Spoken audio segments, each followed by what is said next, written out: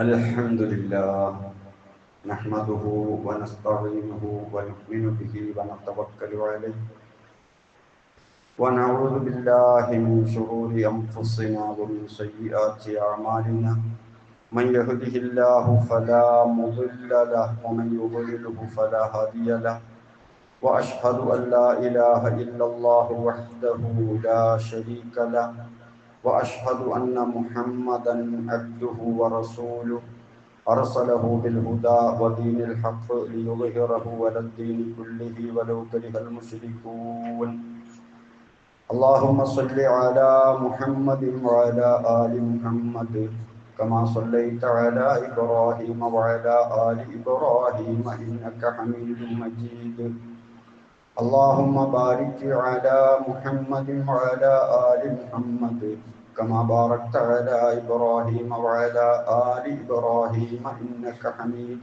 مجيد أما بعد ألا إن خير الكلام كلام الله وخير الهدي هدي محمد صلى الله عليه وسلم وشر الأمور محدثاتها وكل محدثة بدعة وكل بدعة ضلالة وكل ضلالة في النار أعوذ بالله من الشيطان الرجيم بسم الله الرحمن الرحيم يا أيها الذين آمنوا اتقوا الله حق تقاته ولا تموتن إلا وأنتم مسلمون اتقوا الله عباد الله സഹോദരങ്ങളെ സഹോദരിമാരെ അള്ളാഹുവിൻ്റെ വിധിവിലക്കുകൾ കൃത്യമായി മനസ്സിലാക്കി ജീവിതത്തിൽ പകർത്താൻ ശ്രമിക്കണമെന്ന് എന്നെയും നിങ്ങളെയും ഓർമ്മപ്പെടുത്തുന്നു, വസിയത്ത് ചെയ്യുന്നു. അള്ളാഹു അതിനെ നമ്മെ അനുഗ്രഹിക്കുമാറാകട്ടെ. പുതിയ അധ്യയന വർഷം ആരംഭിക്കുകയാണ്. ഹജ്ജും ബലിപെരുന്നാളും ബലിയും ആസന്നമാവുകയാണ്. മഴ തിമിർത്ത് പെയ്യുന്നു. ഇതെല്ലാം കൂടിയുള്ള ഒരാനുകാലിക പശ്ചാത്തലത്തിലാണ് നമ്മളുള്ളത്. ബുദ്ധിയും വിദ്യാഭ്യാസവും ജീവിതത്തിൻ്റെ ഒന്നാമത്തെ കാര്യമായി പരിഗണിക്കപ്പെടുന്ന കാലഘട്ടമാണിത്. നമ്മുടെ പോയ തലമുറ അവർക്ക് പ്രാധാന്യം തടിയും ആരോഗ്യവുമായിരുന്നു. സാധാരണ അന്നൊക്കെ പറയാറുണ്ട്, എന്തില്ലെങ്കിൽ എന്താ, നല്ല ആരോഗ്യമുള്ളവനല്ലേ നായരിൻ്റെ പണിയെടുക്കും, കയ്യൂക്കുള്ളവൻ കാര്യക്കാർ എന്ന ചൊല്ലൊക്കെ അന്നത്തെ സാമൂഹിക സാഹചര്യമാണ്. ഇന്നതല്ല, തടിക്കല്ല പ്രാധാന്യം, തലക്കാണ്. നല്ല തലയാണ്, നല്ല ബുദ്ധിയാണ്, നല്ല പഠനമാണ്. അങ്ങനെ വിദ്യാഭ്യാസത്തിന് വേണ്ടിയാണെന്ന് രക്ഷിതാക്കൾ തന്നെ കഷ്ടപ്പെട്ടുകൊണ്ടിരിക്കുന്നത്. കുട്ടികൾക്ക് നല്ല വിദ്യാഭ്യാസം നൽകുക, ബുദ്ധിപരമായ ഒരു മത്സര പഠനമാണ് നടന്നുകൊണ്ടിരിക്കുന്നത്. സാധാരണ പഠന രീതിയല്ല, അതൊക്കെ പുരോഗമിച്ച് മത്സര പഠനങ്ങളാണ്. ഈ ബുദ്ധിയെ ഇതിനേക്കാൾ ഉപരി ഇസ്ലാം പരിഗണിക്കുന്നുണ്ട്. ഒരു മുസ്ലിമായ മനുഷ്യന് അള്ളാഹുവിൻ്റെ നിയമനിർദ്ദേശങ്ങൾ പാലിക്കണമെങ്കിൽ, അതിനവൻ ബാധ്യസ്ഥനാകണമെങ്കിൽ, അതിനാണല്ലോ തക്ലീഫ് എന്ന് പറയാം. തക്ലീഫ് ഉണ്ടാകണമെങ്കിൽ ആ മനുഷ്യന് ബുദ്ധി വേണം. ബുദ്ധിയുള്ളവരോടെ ശരീഅത്ത് നിയമം കൽപ്പിക്കപ്പെടുന്നുള്ളൂ. നമ്മൾ പറയാറില്ലേ, നമസ്കാരം നിർബന്ധമാകുന്നത് ആർക്കാണ്? പ്രായപൂർത്തിയും ബുദ്ധിയും ശുദ്ധിയും ഉള്ളവർക്ക്. എല്ലാ ഇബാദത്തുകളും ഈ രൂപത്തിൽ വിശദീകരിക്കപ്പെടുന്നത് കാണാൻ കഴിയും. മനുഷ്യൻ അല്ലാഹു തആല നൽകിയ ഏറ്റവും പ്രധാനപ്പെട്ട 3 പ്രത്യേകതകളിൽ ഒന്നാണ് ബുദ്ധി. തെറ്റും ശരിയും വ്യതിച്ഛേദിച്ചറിയുവാനുള്ള മനുഷ്യന്റെ കഴിവ്, അത് വ്യതിച്ഛേദിച്ചറിഞ്ഞിട്ട് സൂക്ഷിക്കുവാൻ, അതനുസരിച്ച് പരിവർത്തനപ്പെടാൻ, തെറ്റായ മേഖലയിലേക്കും ശരിയായ മേഖലയിലേക്കും സ്വമേധയാ ചെന്നെത്തിപ്പെടാനുള്ള സ്വാതന്ത്ര്യവും കഴിവും ഇത് നൽകപ്പെട്ട ഏക സൃഷ്ടി മനുഷ്യനാണ്. ബുദ്ധിയുള്ളത് കൊണ്ടാണ് മനുഷ്യ സമൂഹം പുരോഗമിച്ചുകൊണ്ടേയിരിക്കുന്നത്. കഴിഞ്ഞ കാലത്തു രക്ഷിതാക്കൾ അവരുടെ മക്കളെ പഠിപ്പിച്ചതുപോലെയല്ല പിന്നെ വരുന്ന തലമുറ അവരുടെ മക്കളെ പഠിപ്പിക്കുന്നത്. മാതാപിതാക്കൾ പഠിപ്പിച്ചതുപോലെ മക്കളെ പഠിപ്പിക്കുക എന്നൊക്കെ സാധാരണ പറയാറുണ്ട്. അങ്ങനൊന്നും അല്ല. അങ്ങനെ പഠിപ്പിച്ചാല് പുരോഗമനം ഒരു തലക്കവിടെ നിൽക്കും. അപ്പൊ കാലത്തിനനുസരിച്ച് വിദ്യാഭ്യാസം നൽകിക്കൊണ്ട് പുരോഗമനത്തിലേക്ക് പോയിക്കൊണ്ടിരിക്കുകയാണ്. മനുഷ്യനിൽ അല്ലാഹു നിക്ഷേപിച്ച അതിമഹത്തായ ഒരു പ്രതിഭാസം എന്ന് വേണമെങ്കിൽ ബുദ്ധിയെ സംബന്ധിച്ച് ഒരു നിർവചനം എന്നോണം നമുക്ക് മനസ്സിലാക്കാം. മനുഷ്യനെ മനുഷ്യനാക്കുന്ന വളരെ പ്രധാനപ്പെട്ട ഒരു ഘടകം. ഐഹികമായ വിജയവും പരാജയവും ബുദ്ധിയെ ആധാരമാക്കുന്നുവെങ്കിൽ പാരത്രിക വിജയവും പരാജയവും ബുദ്ധി കൊണ്ട് തന്നെയാണ്, ബുദ്ധിയുടെ ഉപയോഗം കൊണ്ട് തന്നെയാണ് സംഭവിക്കുന്നത് എന്നുകൂടി നമുക്ക് മനസ്സിലാക്കാൻ സാധിക്കും. അതുകൊണ്ട് തന്നെ വിശുദ്ധ ഖുർആനിൽ ബുദ്ധിയുടെ പ്രവർത്തനങ്ങളെ സംബന്ധിച്ച്, ബുദ്ധിയെ പ്രവർത്തിപ്പിക്കേണ്ട ആവശ്യകതയെ സംബന്ധിച്ച് 100 കണക്കിന് സ്ഥലങ്ങളിലാണ് അല്ലാഹു തആല പറയുന്നത്. തഫക്കുർ, തഅഖുൽ, തദബ്ബുർ, നളർ എന്നിത്യാദി പ്രയോഗങ്ങൾ, ആലോചന, ചിന്ത, ബുദ്ധിയുടെ ഉപയോഗം, എന്തുകൊണ്ട് നിങ്ങൾ ഉപയോഗിക്കുന്നില്ല എന്നിങ്ങനെ അല്ലാഹു തആല ഖുർആനിൽ ചോദിക്കുന്നത് കാണാൻ കഴിയും. നാളെ മഹ്ശറയിൽ നരകവാസികളുടെ വിലാപം അല്ലാഹു ഖുർആനിൽ പറയുന്നത് വഖാലു, അവർ പറഞ്ഞു, ലൗ കുന്നാ നസ്മഉ ഔ നാഖിലു മാ കുന്നാ ഫീ അസ്ഹാബി സഈർ, ഞങ്ങൾ ബുദ്ധി ഉപയോഗിച്ചിരുന്നുവെങ്കിൽ, ഞങ്ങൾ കേൾക്കേണ്ടത് കേട്ടിരുന്നുവെങ്കിൽ ഞങ്ങൾ ഈ നരകത്തിൽ അകപ്പെടില്ലായിരുന്നു. ബുദ്ധി ഉപയോഗിച്ചില്ല എന്നതാണ് അവർ നരകത്തിൽ അകപ്പെടാൻ കാരണമെന്ന് നരകവാസികൾ തന്നെ പറയും. മനുഷ്യന്റെ രണ്ടാമത്തെ പ്രത്യേകത, ബുദ്ധിയിലൂടെ അവൻ കണ്ടെത്തിയ ആശയങ്ങൾ അത് മറ്റുള്ളവർക്ക് ഭാഷയിലൂടെ കൈമാറാനുള്ള കഴിവ്. ഈ കഴിവിനെ സംബന്ധിച്ച് വിശുദ്ധ ഖുർആനിൽ വലിയ നിഅമത്താണ് അത് മനുഷ്യന്റെ സംസാരമെന്ന് പലയിടങ്ങളിലും അല്ലാഹു പറഞ്ഞതായി കാണാൻ കഴിയും.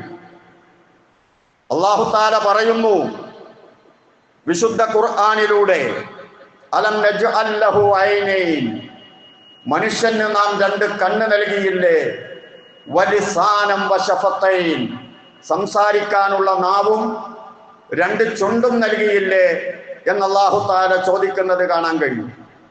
ഖലഖൽ ഇൻസാന അല്ലമഹുൽ ബയാൻ, അല്ലാഹു മനുഷ്യനെ സൃഷ്ടിച്ചു എന്ന് പറഞ്ഞതിന് ശേഷം അല്ലാഹു പറഞ്ഞത് ആശയവിനിമയം നടത്താനുള്ള കഴിവ് മനുഷ്യന് നൽകി എന്നാണ്.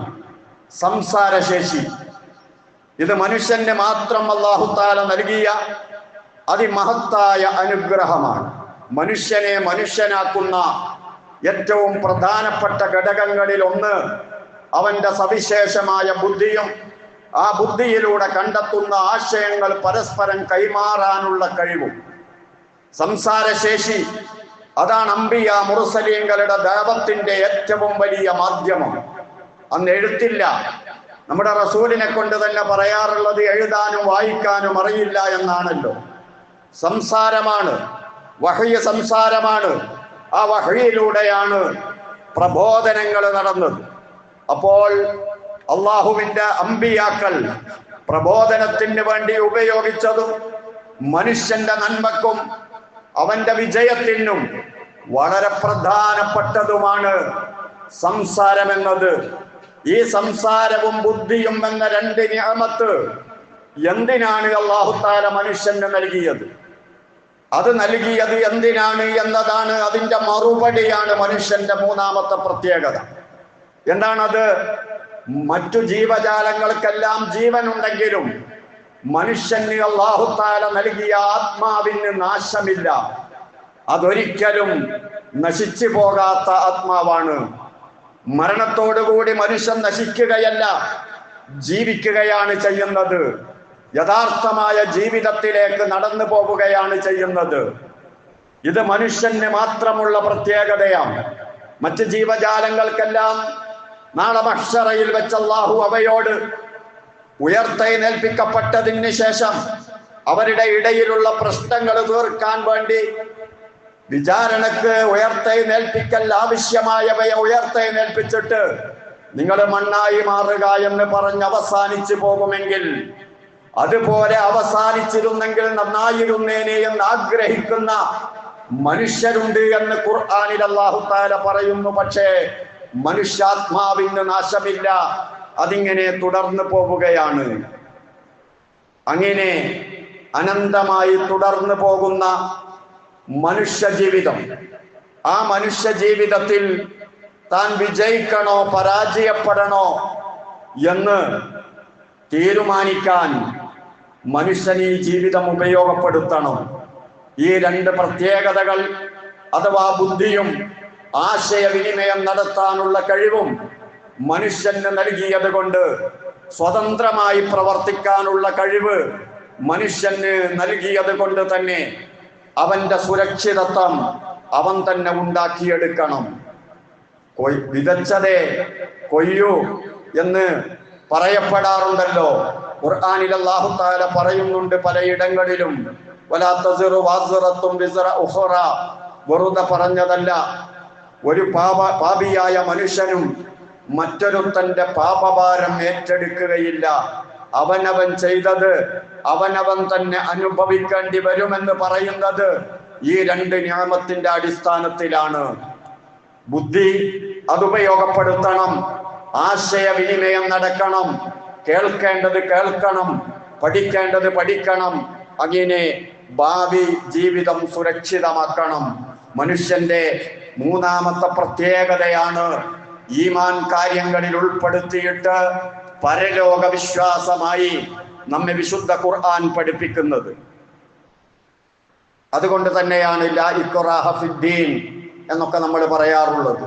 ദീനിൽ ബലാത്കാരമില്ല, ആരെയും നിർബന്ധിക്കലില്ല എന്ന് പറഞ്ഞാൽ ചിന്തിക്കുക, മനസ്സിലാക്കുക, അതനുസരിച്ച് ജീവിക്കുക.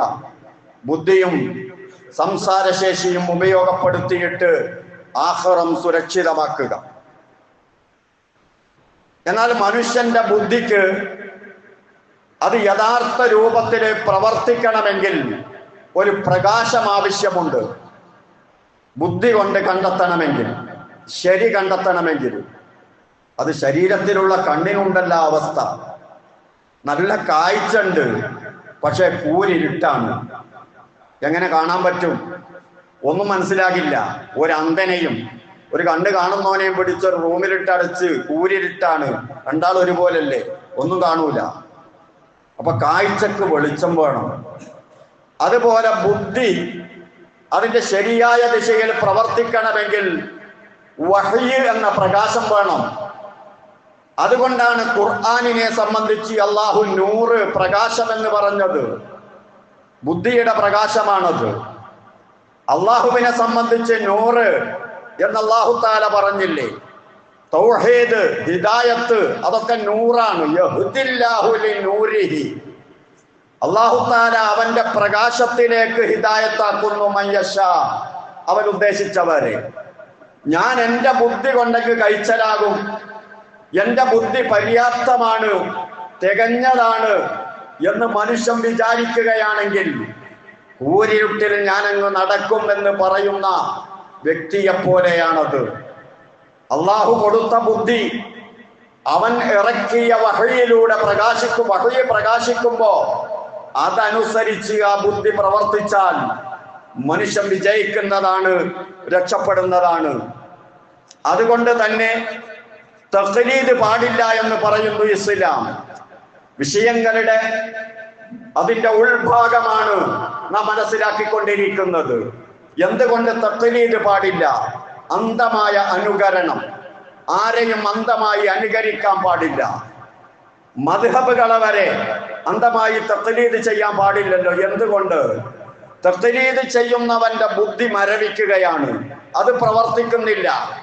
അള്ളാഹു പ്രവർത്തിപ്പിക്കാൻ പറഞ്ഞ വഹ്യ് കൊണ്ട് പ്രവർത്തിപ്പിക്കാൻ പറഞ്ഞ ബുദ്ധിയെ പ്രവർത്തിപ്പിക്കുന്നില്ല, മറിച്ച് മറ്റാരോ പറഞ്ഞു വെച്ചതനുസരിച്ച് ജീവിക്കുകയാണ്. അങ്ങനെ മറ്റാരോ പറഞ്ഞു വെച്ചതനുസരിച്ച് ജീവിക്കുന്ന ഒരു വ്യക്തി തെറ്റാണ് ചെയ്യുന്നതെങ്കിൽ അവന്റെ ഈ തെറ്റ് ആദ്യം പറഞ്ഞ തെറ്റുകാരൻ, തെറ്റ് പറഞ്ഞവൻ ഏറ്റെടുക്കുകയില്ല. വലാ തസിറു വാസിറത്തും വിസ്റ ഉഖ്റ, വലാ തസിറു വാസിറത്തും വിസ്റ ഉഖ്റ.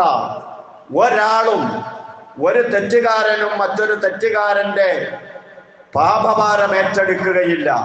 ഓരോ വ്യക്തികൾക്കും അവരവരുടെ വിജയ പരാജയത്തിന്റെ ഉത്തരവാദിത്തമുണ്ട്. ബുദ്ധി ഉപയോഗപ്പെടുത്തണം. വഹ്യ് പ്രകാശിക്കുമ്പോൾ അതിലൂടെ ശരി കണ്ടെത്തണം. അങ്ങനെ സ്വർഗം വാങ്ങണം, ആഖിറം സുരക്ഷിതമാക്കണം. ഇതാണ് ഖുർആനിലൂടെ അല്ലാഹു തആല പറയുന്നത്. അങ്ങനെ അല്ലാഹു സുബ്ഹാനഹു വ തആല തൗഹീദ് റുബൂബിയ്യയിലൂടെ അല്ലാഹുവിനെ മനസ്സിലാക്കാൻ ബുദ്ധിക്ക് കഴിവ് നൽകി.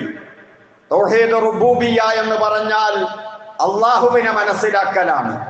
അല്ലാഹു ഉണ്ട് എന്നും അല്ലാഹുവിന്റെ സവിശേഷതകളും മനസ്സിലാക്കലാണ്. വഹ്യാകുന്ന നൂറിലൂടെ അത് എളുപ്പത്തിൽ സാധിക്കുന്നതാണ്.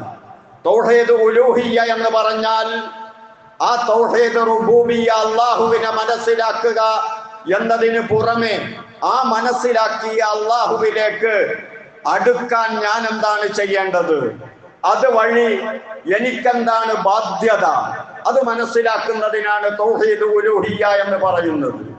അഥവാ അള്ളാഹുവിനെ തിരിച്ചറിഞ്ഞപ്പോൾ ആ അള്ളാഹുവിലേക്ക് അടുക്കാൻ എനിക്കുള്ള ഏക മാർഗം അവനെ മാത്രം ഇലാഹായിട്ട് സ്വീകരിക്കലാണ്. അതാണ് വഹയിലൂടെ പ്രകാശിക്കുന്നത്. വമാ അർസൽനാ മിൻ ഖബ്ലിക മിർ റസൂലിൻ ഇല്ലാ നൂഹി ഇലൈഹി അന്നഹു ലാ ഇലാഹ ഇല്ലാ അന ഫഅ്ബുദൂൻ. നിനക്ക് മുമ്പ് ഒരു ദൂതന്മാരെയും നാം നിയോഗിച്ചിട്ടില്ല. അവർക്ക് വഹ്യാകുന്ന പ്രകാശം നൽകി, നൂറ് നൽകി. എന്തായിരുന്നു ആ പ്രകാശത്തിന്റെ പ്രഖ്യാപനം, അതിന്റെ ആഹ്വാനം? അല്ലാഹു തആല മാത്രമാണ് ആരാധ്യൻ, അതുകൊണ്ട് അള്ളാഹുവിനെ മാത്രം ആരാധിക്കുക എന്നതാണ് ആ പ്രഖ്യാപനം.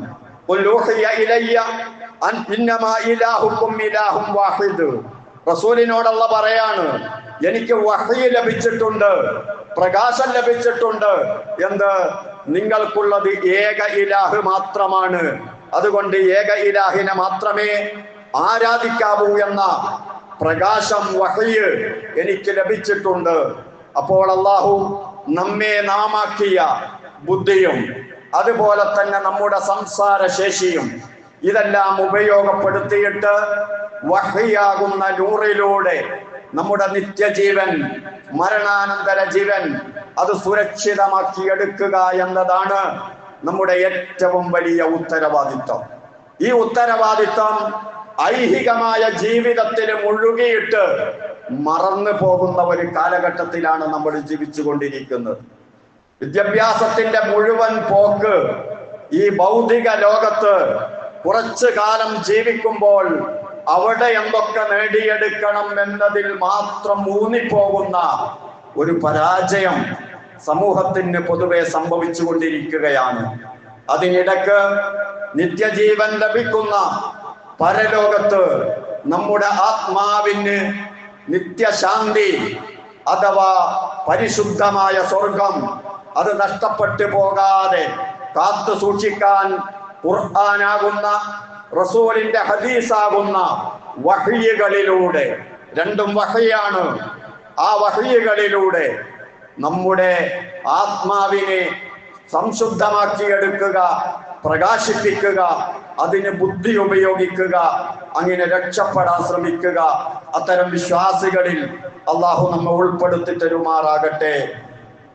أقول قولي هذا وأستغفر الله العظيم لي ولكم وأستغفره أني وعنكم وعن جميع المسلمين والمؤمنين أجمعين فاستغفروه إنه هو الغفور الرحيم.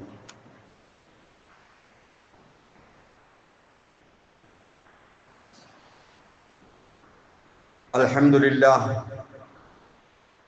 والصلاة والسلام على رسول الله وعلى آله الفائزين برضا الله. أوصيكم عباد الله وإياي بتقوى الله.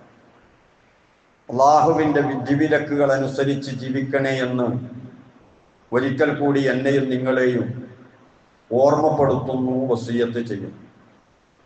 പരിശുദ്ധ ദീനിൻ്റെ വലിയ പ്രത്യേകതകളിലൊന്ന് അള്ളാഹു അംഗീകരിച്ച സംഗതിയാണ് നമ്മളോട് വിശ്വസിക്കാനും ചെയ്യാനുമൊക്കെ അള്ളാഹു കൽപ്പിക്കുന്നത്. ഖുർആനിൽ കാണാം, ഷഹിദല്ലാഹ്, അള്ളാഹു ഷഹാദത്ത് ചെയ്തിരിക്കുന്നു, സാക്ഷ്യം വഹിച്ചിരിക്കുന്നു. എന്ത്? അന്നഹു ലാ ഇലാഹ ഇല്ലല്ലാഹ്, അല്ലാഹ് അല്ലാതെ വേറൊരു ആരാധ്യനും ഇല്ല. ഒന്നാമത്തെ ഷഹാദത്ത് അള്ളന്നെ. എന്നിട്ട് നമ്മളോട് ഷഹാദത്ത് കലിമ എല്ലാം പറയുന്നത്. അള്ളാഹു വഹിച്ച ആ സാക്ഷ്യം നമ്മളോട് പ്രഖ്യാപിക്കാൻ അള്ളാഹു പറയുകയാണ്. എന്ന് പറഞ്ഞാൽ അള്ളാഹു അല്ലാത്ത ഒരു ആരാധ്യനെ ഒരു വ്യക്തി സ്വീകരിക്കുകയാണെങ്കിൽ അള്ളാഹ്ക്കറിയാത്ത ഒരു പണി അവൻ ചെയ്യുകയാണ്. അള്ളാഹ് ചോദിക്കുന്നുണ്ട് ഖുർആനിൽ, ഞാനറിയാത്ത ഇലാഹോ? ഇലാഹാക്കുകയാണെങ്കിൽ യഥാർത്ഥ ഇലാഹ് എന്ന വിശ്വാസത്തോടു കൂടിയാണല്ലോ ഇലാഹാക്കൽ. അങ്ങനെ ഒരു ഇലാഹ് വേറില്ല, ഞാൻ മാത്രമേ ഉള്ളൂ എന്ന് അല്ലാഹു തആല പ്രഖ്യാപിക്കുകയും അതിന് ഞാൻ തന്നെ സാക്ഷിയാണ്, അതുകൊണ്ട് നിങ്ങളും ഷഹാദത്ത് കലിമ ചൊല്ലി എന്നെ ഇലാഹായി അംഗീകരിക്കുക, നിങ്ങൾക്ക് വേറെ ഇലാഹില്ല. ലാ ഇലാഹ ഇല്ലല്ലാഹ്, അതിൽ യാതൊരു കളങ്കവും പാടില്ല. വേറെ ആരെങ്കിലും ബുദ്ധി ഉപയോഗിച്ച് വഹയ്യാകുന്ന പ്രകാശത്തെ മാറ്റി നിർത്തി അള്ളാഹുവിന് പകരം പ്രാർത്ഥിക്കാൻ ഇന്ന ആള് കൂടി വേണം, ട്രാൻസ്ഫോമർ വേണം, ബുദ്ധിയാണ്. അതുപോലുള്ള ബുദ്ധിപരമായ സമീപനങ്ങളിലൂടെ വഹീനെ അവിടെ മാറ്റി നിർത്തിയിട്ട് വസീലകളെ സ്വീകരിച്ച് ലാ ഇലാഹ ഇല്ലല്ലാഹ്ക്ക് കളങ്കം ചാർത്തിയാൽ അത് വഹയാകുന്ന നൂറിൽ നിന്ന് കിട്ടുന്നതല്ല. വഹയാകുന്ന നൂറിലുള്ളത് സകല അമ്പിയാക്കളും പറഞ്ഞത് ലാ ഇലാഹ ഇല്ലല്ലാഹ് എന്നാണ്. ഏക ഇലാഹ്, പ്രാർത്ഥിക്കപ്പെടാൻ അല്ലാഹു മാത്രം, ഇബാദത്ത് ചെയ്യപ്പെടാൻ അല്ലാഹു മാത്രം, അതിനപ്പുറം ഒരു സത്യമല്ല. അത് മാത്രമാണ് സത്യം. ഷഹീദല്ലാഹ്, അതിന് അല്ലാഹ് സാക്ഷിയാണ്. എന്നിട്ട് തുടർന്ന് അല്ലാഹു പറയുന്നു, വൽ മലായിക, അല്ലാഹ് മാത്രമല്ല മലക്കുകൾ സാക്ഷിയാണ്. വ ഉലുൽ ഇൽം, അറിവുള്ളവരും സാക്ഷിയാണ്. ഏതറിവ്? വഹയിലൂടെ, ആ പ്രകാശത്തിലൂടെ അറിവ് ലഭിച്ച ആളുകൾ, അവരും സാക്ഷിയാണ്. എന്തിന്? ലാ ഇലാഹ ഇല്ലല്ലാഹ്ക്ക്. അതുകൊണ്ട് അതിൽ കളങ്കം ചേർത്തരുത് എന്ന് അല്ലാഹു തആല. അല്ലാഹു പറയുന്നു, ഇന്ന റബ്ബി അലാ സിറാത്തിൻ മുസ്തഖീം, എന്റെ റബ്ബ് സിറാത്തുൽ മുസ്തഖീമിലാണ്, അതുകൊണ്ട് നിങ്ങൾ സിറാത്തുൽ മുസ്തഖീമിലാകണം. ഇഹ്ദിന സിറാത്തുൽ മുസ്തഖീം എന്ന് നമ്മൾ പ്രാർത്ഥിക്കുന്നില്ലേ? ചൊവ്വായ മാർഗത്തിൽ, ശരിയായ മാർഗത്തിൽ. അല്ലാഹ് സിറാത്തുൽ മുസ്തഖീമിലാണെന്ന് അല്ലാഹ് ഖുർആനിൽ പറയുന്നു. അള്ളാഹു പറയുന്നു, ഞാൻ ആരെയും ആക്രമിക്കൂല. വലാ യളിമു റബ്ബുക അഹദ, നിന്റെ റബ്ബ് ആരോടും ദുൽമിയൂല, അതുകൊണ്ട് നിങ്ങൾ ദുൽമിയരുത്. ഞാൻ എല്ലാവർക്കും റഹ്മത്ത് ചെയ്യും, അതുകൊണ്ട് നിങ്ങൾ റഹ്മത്ത് ചെയ്യണം. ഇതാ വഹയിന്റെ നൂറ്. അള്ളാഹു ചെയ്യുന്ന സംഗതി നമ്മളോട് ചെയ്യാൻ പറയാണ്. അതാണ് ദീനിന്റെ ആധികാരികത. അങ്ങനെയാണ് വഹയിലൂടെ മനുഷ്യൻ ബുദ്ധിയും അവന്റെ സംസാര ശേഷിയും ഉപയോഗപ്പെടുത്തി വഹയിന്റെ വെളിച്ചത്തിലൂടെ സഞ്ചരിച്ച് അള്ളാഹുവിലെത്തുന്നത്. സിറാത്തുൽ മുസ്തഖീമിലൂടെ സഞ്ചരിച്ചാൽ അള്ളാഹുവിലെത്താൻ കഴിയും. അള്ളാഹുവിലേക്ക് അടുക്കാനുള്ള ഇബാദത്തുകൾ കൂടുതൽ ചെയ്യാൻ ഏറ്റവും അനുയോജ്യമായ സമയങ്ങളാണ് നമ്മിലൂടെ കടന്നു പോകുന്നത്. അറഫ നോമ്പ് വരികയാണ്. അടുത്ത വെള്ളിയാഴ്ച പകല് അറഫ നോമ്പാണ് നമുക്ക്. അള്ളാഹുവിന്റെ റസൂല് പറഞ്ഞത് സുയാമു യൗമി അറഫ, അറഫ ദിവസത്തെ നോമ്പ് അഹ്തസിബു അലല്ലാഹി അൻ യുകഫ്ഫിറ അസ്സനത്തൽ അല്ലതി ഖബല, കഴിഞ്ഞു പോയ വർഷത്തെ പാപം പൊറുപ്പിക്കപ്പെടും. അതുപോലെ ശേഷമുള്ള വർഷത്തെ പാപവും അറഫ നോമ്പ് നിമിത്തം പൊറുക്കപ്പെട്ടു പോകുന്നതാണ്.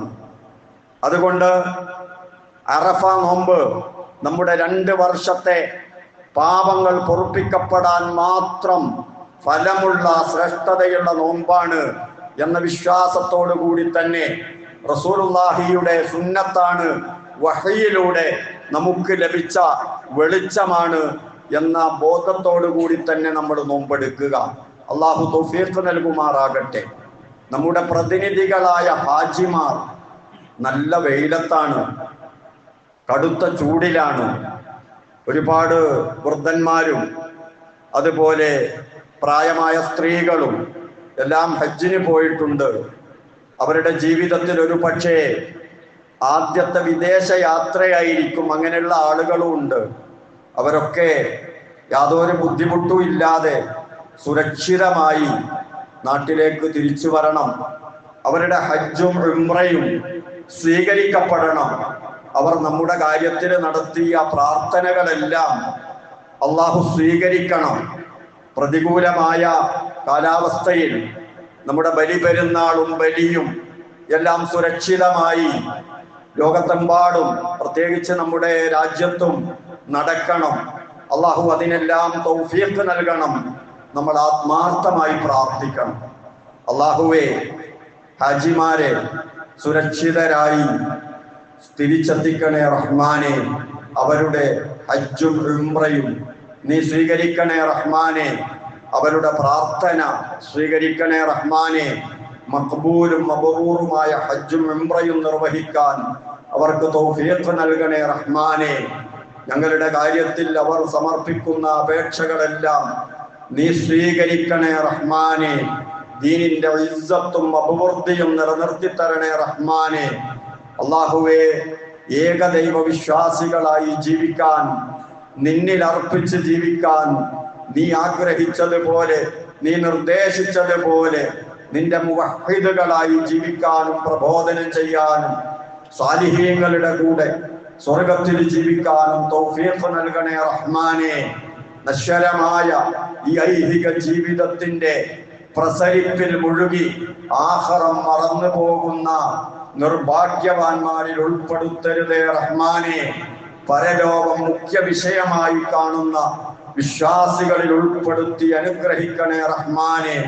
അള്ളാഹുവേ, രോഗം കൊണ്ട് പ്രയാസപ്പെടുന്നവരുണ്ട്, ശിഫ നൽകി അനുഗ്രഹിക്കണേ റഹ്മാനെ. ആഫിയത്തും ആരോഗ്യവും നൽകണേ റഹ്മാനെ. ആഫിയത്തോടുകൂടിയുള്ള ദീർഘായുസ് നൽകണേ അല്ലാഹ്. ഖബർ ശിക്ഷയെ തൊട്ട് കാത്തു രക്ഷിക്കണേ റഹ്മാനെ. ഞങ്ങളിൽ നിന്ന് മരണപ്പെട്ടു പോയവരുടെ ഖബറിടം സ്വർഗമാക്കണേ റഹ്മാനെ. അവരെയും ഞങ്ങളെയും സ്വർഗത്തിൽ ഒരുമിച്ച് കൂട്ടിത്തരണേ റഹ്മാനെ. അള്ളാഹുവേ, ഞങ്ങളുടെ എല്ലാവിധ കടബാധ്യതകളും അറിയുന്നവനാണ് നീ. എല്ലാം എളുപ്പത്തിൽ പരിഹരിച്ചു തരണേ റഹ്മാനെ. اللهم اغفر للمؤمنين والمؤمنات والمسلمين والمسلمات الأحياء منهم والأموات.